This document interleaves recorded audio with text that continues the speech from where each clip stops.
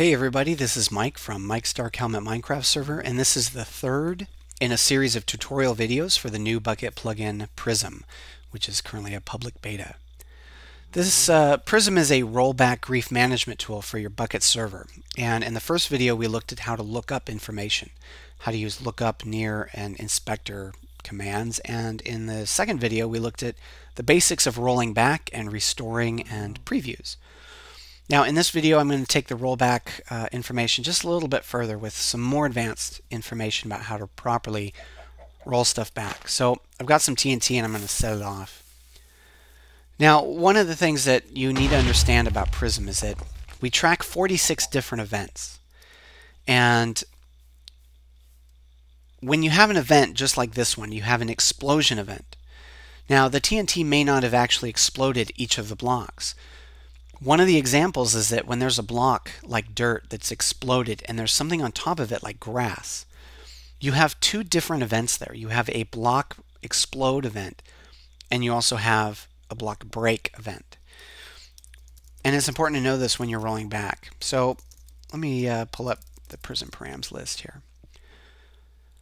So we've got this block break event and we also have a TNT explode event. Or a creeper explode event, right? There's creeper explode. Down here is TNT explode. When an explosion happens, you always have, or not always, you typically have some other events that happen too. A break event, or a fall event, or maybe a fire event, something like that. So it's important to know that relationship because when you want to roll something back, it's useful to include both event types. So what I'm going to do is I'm going to say Prism rollback A explode, comma, break. Now one of the nice things that Prism allows is multiple parameters accept multiple arguments. So the action can accept multiple actions. The player argument can accept multiple players, etc. So if I do Prism rollback, A explode, and it doesn't matter which order you put them in, you could even do them in separate rollbacks, but I'll do them together. Prism A explode, break. Now what that does is it's going to roll back the explosion, but it's also going to roll back any break events that it detected. So the grass that was here was already rolled back. Here's another example. Forgive me. Whoops, set a world edit selection there. Alright, I'm sorry, Cal, but it's only temporary. So in this example, we definitely have two events. We have explosion events and we have an entity kill event.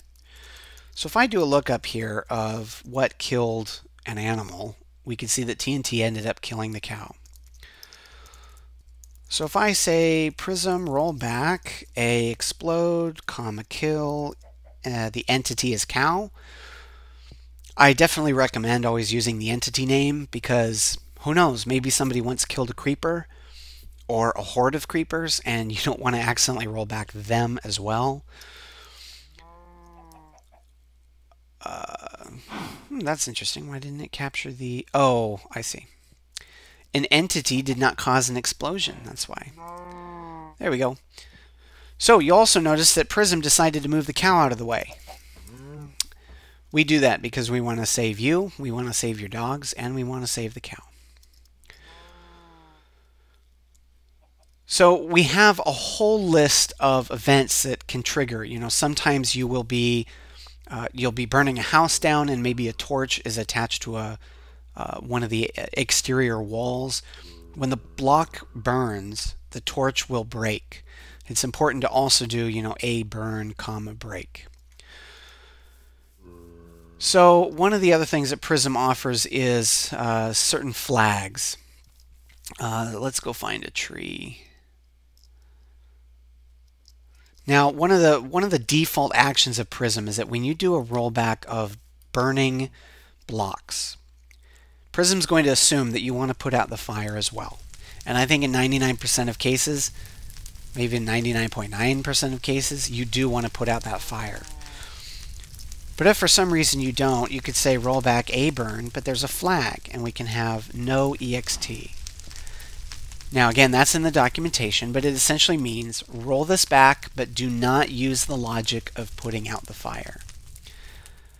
That's something that you can turn off anyway in the config, but let's say that there's one scenario where you do not want that logic to be applied.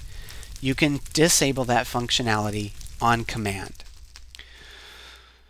So using TNT again, here's another example. Here's probably a more likely example. So when you roll back an explode event, Prism is going to attempt to remove all of the item drops that are in the radius. Because we're assuming that when there's lots of explosions, you have lots of entities, and those can get pretty laggy. So if I want to roll back the explosion, by default, the items will be removed. But if I give a flag saying no item clear, then it's going to roll everything back, and those items are just going to float up to the top. And I can go collect those. So it's up to you. You can turn these features off entirely in the config, or if there's one scenario where you just don't want that to happen, you can disable it. There's no necessary reboot, reloading, or anything. So one of the other flags, I'll just do a quick demonstration here. Let's say I want to roll back a placement of a block. I can also use another flag called drain. I can use drain lava, I can use drain water. But essentially what this will do is when the rollback is happening, it'll initiate a Prism drain action. And it's for the exact same radius that I'm using. Now I use the default radius, which is 10. So you can see what happened. It drained part of the lake. And honestly, that flag is just there for lazy people, because Prism offers the drain command just like World Edit.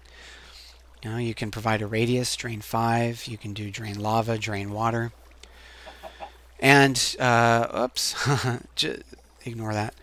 And if there's a fire, but for some reason you don't want to actually roll anything back, you can always use the Prism EX command to put out the fire. So I'm not going to do a demo of it here. Well, maybe I'll try. There's a different flag that we have called no overwrite. Now essentially what this means is when you do a rollback, there's an explosion event that has happened here. Now if a player comes in and they start placing blocks, they are creating new events in the timeline.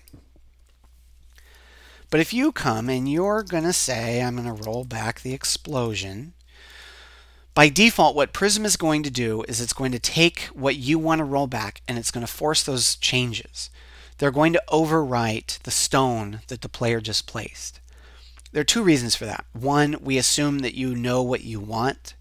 We assume that your rollback is actually going to give you exactly what you intend. And the second reason is performance. Doing a check to make sure there's no new activity at every coordinate is pretty expensive performance-wise. Your database will usually spend quite a bit. For smaller rollbacks like this, it's not a huge issue. But if you've got a large radius and you've got a database with millions of records, it can take almost a few minutes sometimes. A 1,000 to 5,000 block rollback can usually take like 3 minutes. And that'll obviously stall things out while it's checking.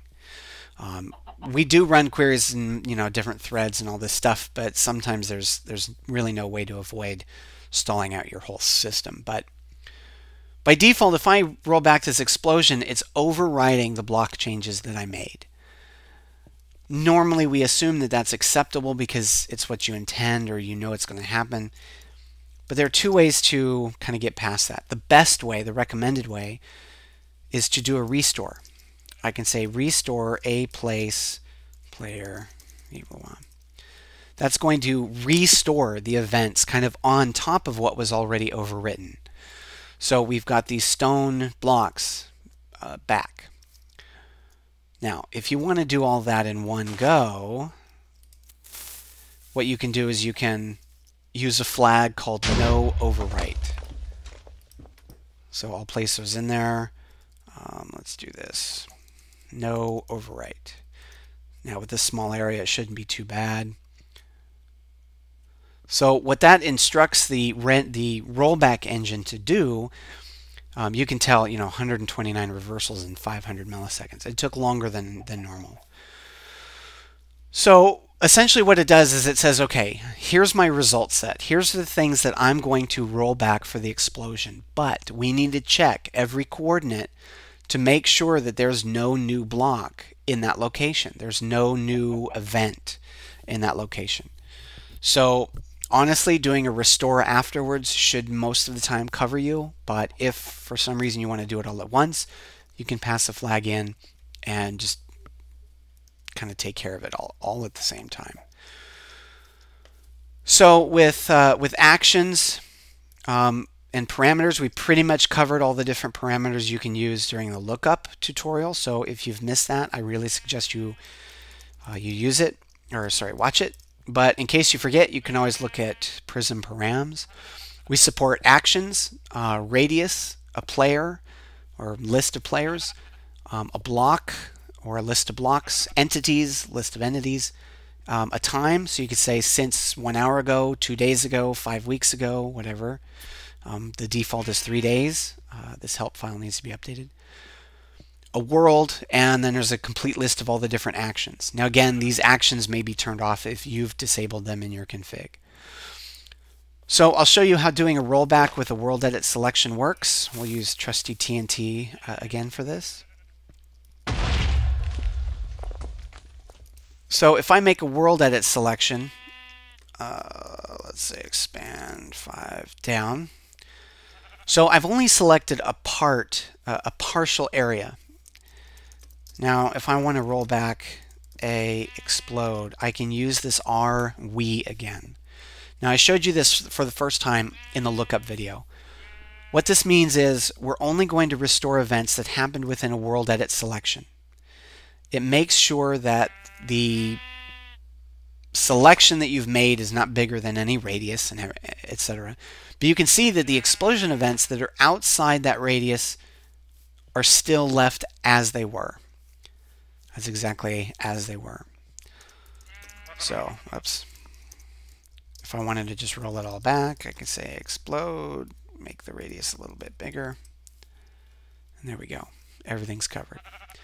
So that's a bit more in-depth look at rollbacks, restores. That's pretty much everything. There's one little fun feature that I want to show you. It's probably not terribly useful for many situations, but you never know.